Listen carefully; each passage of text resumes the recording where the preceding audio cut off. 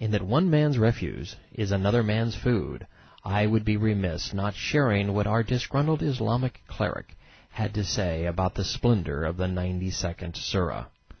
According to the style of the Quran's brief surahs, 3 moral characteristics of one kind and 3 of another have been presented as an illustration from among a vast strivings of man.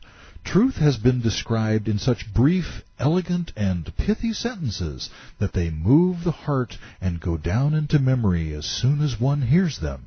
Such lavish praise is well beyond my meager means. Let's see if the pithy sentences of the next surah move the heart as they eloquently etch themselves into our memories. Quran 92, verse 1. I swear by the night when it draws a veil, and the day when it shines, and the creating of the male and female. Lo, your effort is dispersed toward diverse ends. So he who gives and fears and accepts the best, we will make smooth for him the path to bliss. The Islamic deity needs a new script writer, perhaps one who is literate. This is gobbledygook. The Islamic God likes those who give and fear and take the best for themselves. But hey, a confused spirit is better than one fixated on deceit, pain, and punishment. Unfortunately, Islam was conceived to steal money. Islam is the absence of freedom. Islam's dark spirit facilitates the path to misery. Quran 92, verse 8. But he who is a greedy miser and is unconcerned, acting niggardly, considering himself free, rejecting, we will make smooth for him the path to misery. Verse 11. And his wealth will not avail him when he goes down in destruction. My daddy could have written this surah. He used to tell me, there are no Brinks trucks in funeral processions. Verse 12. Verily we, Plural. take upon ourselves, Also plural. to show the way, and verily unto us, Plural. belong the last and the first. Therefore do I, Now singular. warn you of a fire blazing fiercely. I used to be schizophrenic, but we're better now. None shall enter it but the most unhappy. The story of the unhappy crispy critters entering the blazing fire of hell doesn't sound so pithy or elegant to me. Quran 92, verse 16. He who giveth the lie denieth and turn away.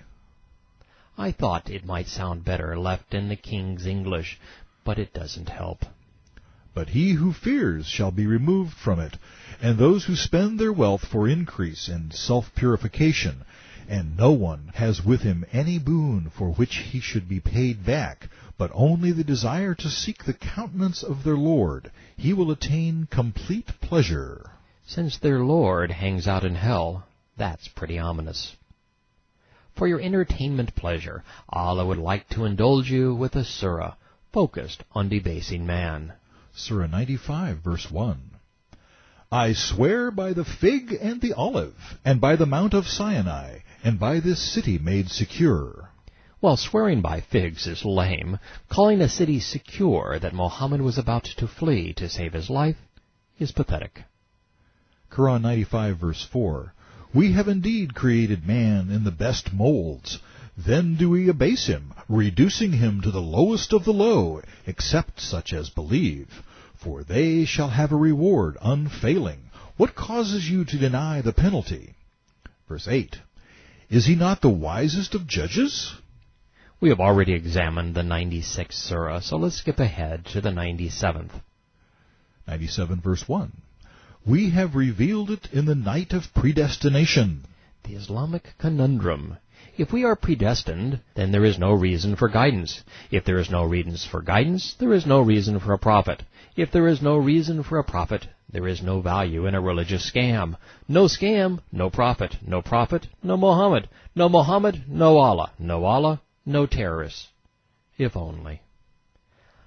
I'm not the first to be troubled by Islam's foolhardy allegiance to predestination. Bukhari. While we were in a funeral procession, Allah's apostle said, Every created soul has his place written for him, either in paradise or in hell. They have a happy or miserable fate predestined for them. A man said, Apostle, Shall we depend upon what is written and give up doing good deeds? For whoever is destined to be fortunate will join the fortunate, and whoever is destined to be miserable will go to hell. And what will make you comprehend the grand night? The grand night is better than 1,000 months. Therein come down the angels and the Ruh, or Spirit, by the Lord's permission, on every errand. Mohammed and his Lord are singing their praises. The night of 1,000 months is the celebration of that dark moment in the cave where the devil and prophet became one. It's the night we learned that we were blood clots, the night an illiterate man was asked to read. But it was also the night that we were told that the truth existed somewhere in a book, in the Bible perhaps, because God had taught men the use of the pen, so that they might learn that which they did not know. Quran 97, verse 5. There is peace until the dawning of the day. See, Islam is a peaceful religion. Till morning, anyway. Then all hell breaks loose, just as it did in New York City at 8:45 a.m. Eastern Daylight Time, September 11th, 2001. It was Islam's most revealing hour. It is why we must expose a doctrine capable of driving men to such madness.